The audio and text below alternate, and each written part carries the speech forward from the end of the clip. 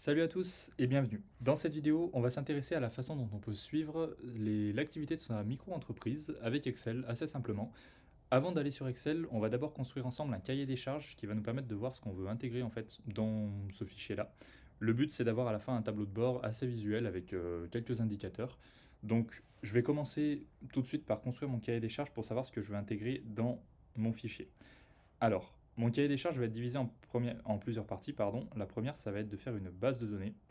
Et dans cette base de données, je vais me poser la question de qu'est-ce que je veux mettre en fait simplement comme information. Par exemple, je peux avoir mon type de prestation.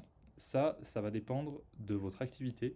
Moi, j'ai choisi l'activité de conseil formation, mais si vous avez par exemple plusieurs commerces, vous pouvez diviser par commerce, diviser par type de produit, et ainsi de suite. Oui, je fais une parenthèse d'ailleurs, je vais parler de chiffre d'affaires, je ne m'occupe pas ici de la TVA du tout. J'estime qu'on va rester dans le hors-taxe. Si vous voulez jouer avec la TVA, il suffit d'ajouter une nouvelle colonne et après de faire les indicateurs en fonction. Donc, le type de prestation, à la suite de ça, on va mettre son client, la date, le nombre de jours que vous avez vendu à votre client,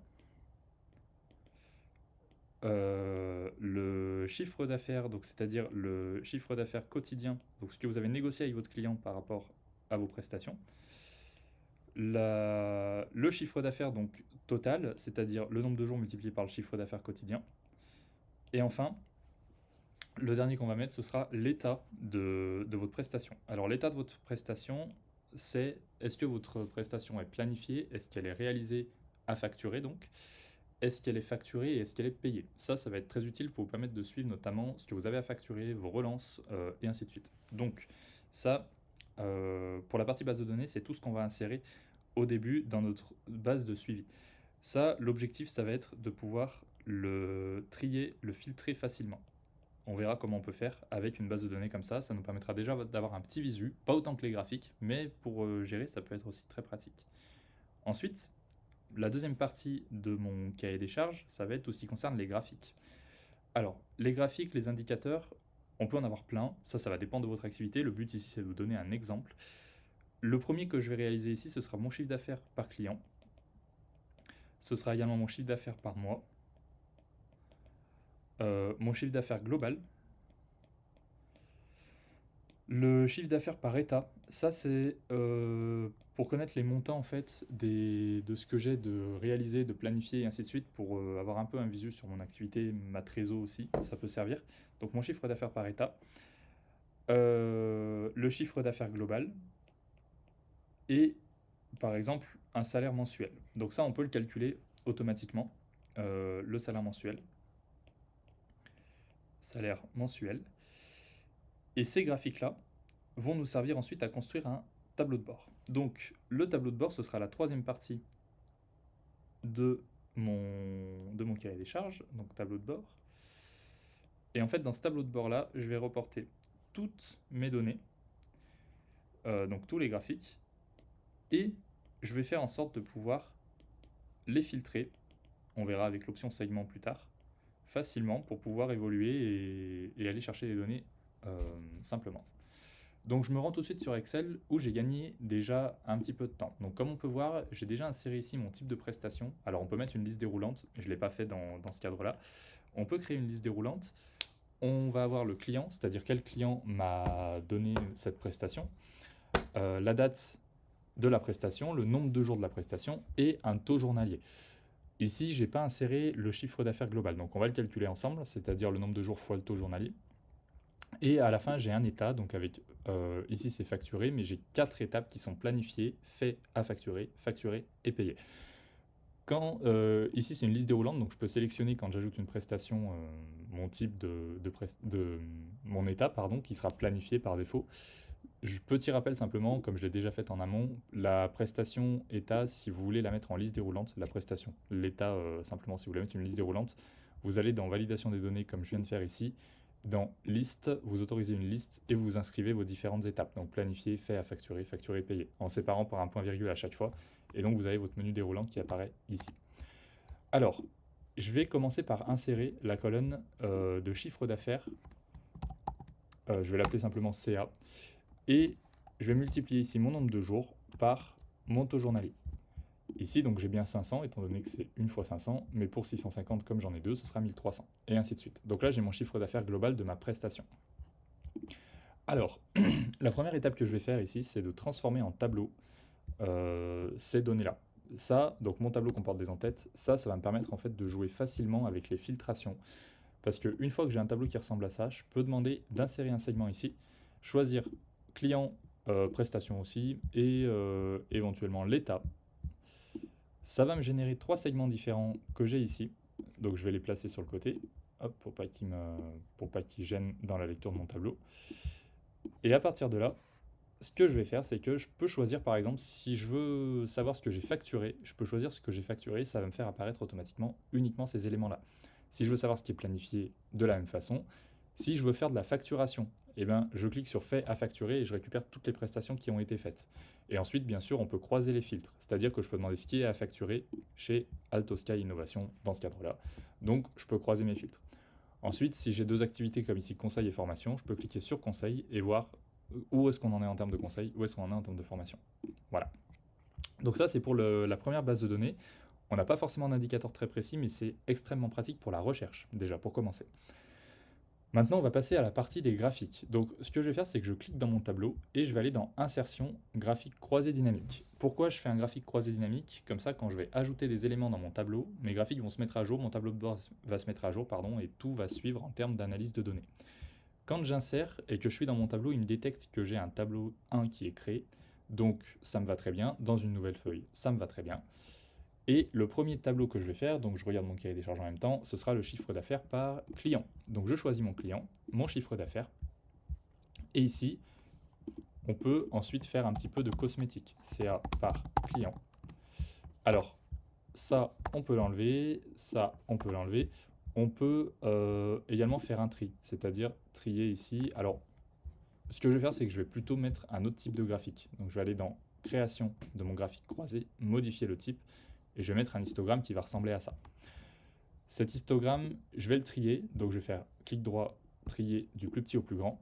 Comme ça, j'ai directement la vue sur mon plus gros client. Les montants n'apparaissent pas sur mon graphique, donc pour ça, je vais faire clic droit sur le graphique et je vais demander d'ajouter des étiquettes de données. Si on va un peu plus loin dans la forme, ce qu'on peut faire, c'est dans les paramètres de champ de valeur, en ayant cliqué ici, en ayant fait clic droit ici, je vais aller dans nombre et je vais lui demander de me mettre du monétaire par exemple. Pas besoin des décimales dans ces échelles-là. Et il va me mettre mon montant en euros. Alors je réduis un peu mon graphique pour qu'on ait une bonne lisibilité. Et j'ai mon premier graphique de chiffre d'affaires par client qui se met à jour automatiquement quand j'ajoute des prestations. Le second graphique qu'on va faire, donc on repart à chaque fois de zéro. Pour l'instant, je ne fais pas mon tableau de bord, ça ce sera à la fin.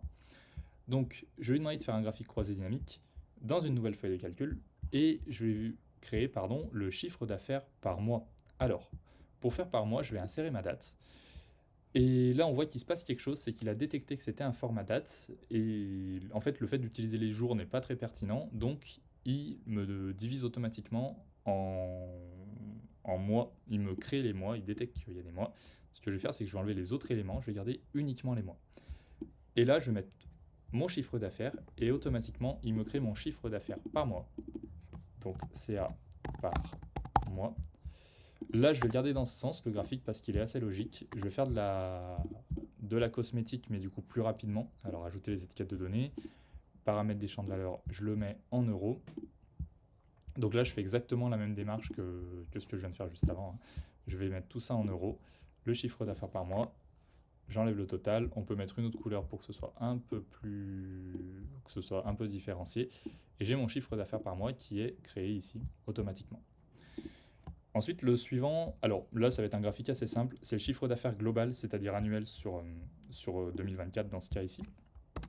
Donc là, le graphique va être très rapide. Je vais simplement glisser chiffre d'affaires dans valeur. Il me crée un graphique total, donc je vais l'appeler CA global. Je vais supprimer ça, je vais supprimer ça. On va changer la couleur, alors on va mettre par exemple du vert. Hop, je vais zoomer un petit peu parce que ça doit être petit. Le chiffre d'affaires global. Et ici, ce que je vais faire, c'est que je vais ajouter les étiquettes de données également. Mon chiffre d'affaires, je le mets au format euro, comme tout à l'heure. Donc monétaire, aucune décimale, euro. Et les étiquettes de données, ce que je vais faire, c'est que je vais les insérer. Alors, format des étiquettes de données. Je vais lui demander de me le mettre à l'intérieur, dans le bord intérieur, un petit peu plus gros également. Donc, je vais cliquer dessus et si je vais dans accueil, je peux le mettre en gras et grossir un petit peu. Ça me permettra d'avoir un graphique relativement voilà, une sorte de graphique que je pourrais insérer. Alors là, du coup, j'ai écrit un peu trop gros par rapport à la taille de mon graphique. Voilà. Donc, ça me permettra d'avoir un visu sur mon CA global annuel. Le suivant. Alors, le suivant, c'était le chiffre d'affaires par état. Donc, le chiffre d'affaires par état, ça va être je repars de zéro, graphique croisé dynamique.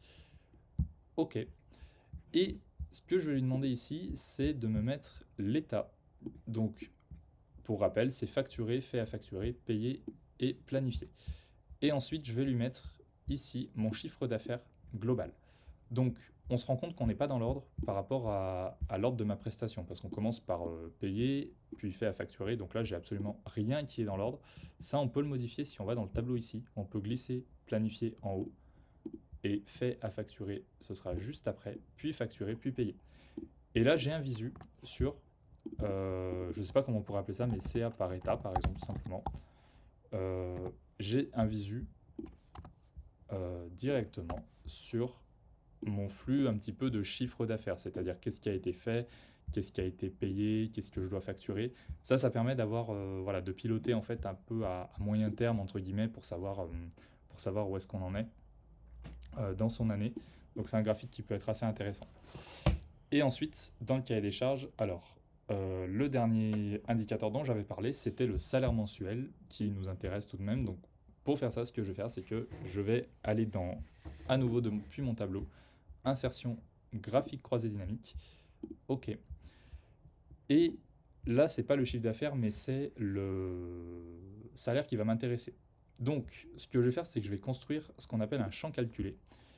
Ce champ, je vais l'appeler salaire mensuel. Et je vais calculer le chiffre d'affaires et je vais le multiplier par 0,75. Pourquoi je fais ça? Parce que à date, alors ça a un petit peu augmenté récemment, mais on est un peu en dessous de 25% de charge URSSAF sur les micro-entreprises, pardon. Donc si vous multipliez par 0,75, vous savez que vous êtes à peu près bon. Je vais faire donc multiplier ça par 0,75. OK, ça c'est mon champ calculé. Et ici, donc, il m'a créé mon salaire, mais en globalité. Et si je veux le mettre mensuel, il me suffit de récupérer le champ mois qui s'est créé juste avant. Et ça me permet d'avoir un salaire mensuel qui est créé automatiquement. Donc, on va supprimer. Et ça vous permet, du coup, là, vous avez tout ce qui est également prévisionnel. C'est-à-dire que si vous avez planifié des éléments, des prestations sur toute l'année, bah, vous savez en prévisionnel où est-ce que vous en êtes par rapport à votre salaire mensuel. Donc ça peut permettre de piloter assez facilement son activité. Voilà. Alors création, on va mettre une couleur, une autre couleur, voilà, comme ceci. Et donc tous mes graphiques sont maintenant créés. Alors, ce que je vais faire à partir de là, c'est que je vais créer une nouvelle feuille de 0 et je vais la renommer tableau de bord. Tableau de bord. À partir de là, ce que je vais faire, c'est que je vais récupérer tous mes graphiques. Donc, CTRL-C, tableau de bord, CTRL-V. Je vais également aller dans la feuille 3, de la même façon. Hop, la feuille 3, je récupère, donc c'est le chiffre d'affaires par mois. Puis dans la feuille 4. Là, même si je copie-colle mes graphiques sans les tableaux, en fait, c'est l'avantage en fait de faire comme ça, de faire d'abord les graphiques, puis de les ramener dans un tableau, c'est que vous vous encombrez pas puis les ramener dans une feuille, pardon, c'est que vous encombrez pas avec un tableau de. Comment dire avec un tableau croisé dynamique à côté. C'est-à-dire vous récupérez uniquement la partie graphique et tout se met à jour exactement de la même façon que si vous le laissiez voilà, dans la feuille seule. Alors, je vais mettre un titre ici, tableau de bord suivi entreprise. Et ici, donc on va mettre un peu plus gros, on va mettre en gras. Voilà, je ne vais pas faire énormément de mise en forme dans cette vidéo, c'est pas forcément l'objet, je vous laisserai vous amuser avec ça. Mais je peux par exemple mettre mon chiffre d'affaires ici, global, en l'écrasant un petit peu, parce que le but ça va être de tout faire rentrer. Je laisse une petite place ici, c'est fait exprès pour la suite, vous verrez pourquoi après. Le salaire mensuel, pareil, je vais réduire un peu tout ça, hein, tous mes graphiques, de sorte à avoir un tableau où je puisse faire apparaître tous mes éléments. Mon chiffre d'affaires par mois, mon chiffre d'affaires par état. Voilà. On va dire qu'on est sur une disposition. Alors, c'est pas très très très visuel. C'est pas forcément l'objet. Après, je vous laisserai jouer sur la cosmétique, hein. Mais j'ai globalement quelque chose d'assez exploitable pour déjà voilà, pour la vidéo, on va dire.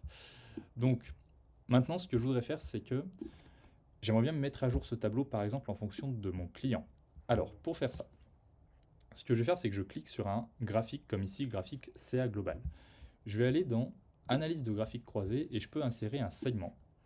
Je vais lui demander d'insérer, alors je ne vais pas faire que pour mon client, je vais faire pour plusieurs éléments. Donc pour mon client, mon type de prestation, qu'est-ce que je peux mettre d'autre? Le taux journalier, le CA, l'état. L'état peut être intéressant également.